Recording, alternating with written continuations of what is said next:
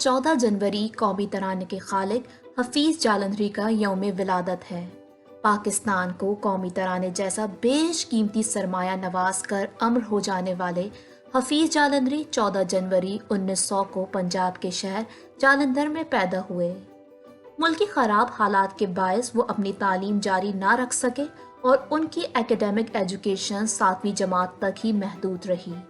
इसके बावजूद उन्हें खुदा ने ऐसी पोशीदा सलाहियतों से नवाजा था कि सिर्फ 7 साल की उम्र में अपना पहला शेर कहा और पहली गजल 6ठी जमात में कही। अदबी तालीम के लिए कादरुल कलाम फारसी के मारूफ शायर मौलाना गुलाम कादिर बलग्रामी की शागिर्दी इख्तियार की। क़याम पाकिस्तान के बाद लाहौर तशरीफ लाए और फिर आखिरी दम तक लाहौर को रिहाइश का एजाज़ बख्शा। एक वक्त आया कि अफवाज पाकिस्तान में डायरेक्टर जनरल ऑफ मोराल्स और अमूर कश्मीर मुकर्रर हुए। उन्हें हुकूमत पाकिस्तान की जानिब से हिलाल इम्तियाज़ और हुस्न कारकर्दगी के लिए सदारती अवार्ड से भी नवाजा गया।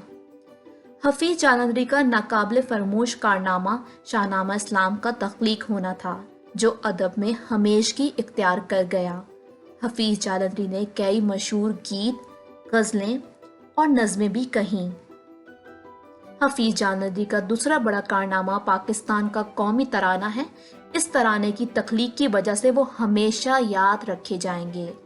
21 दिसंबर 1982 को कलील अलालत के बाद हरकत कल्ब बंद हो जाने से वो खालिक हकीकी से जा मिले और उन्हें मीनार पाकिस्तान के साए तले दफन किया गया।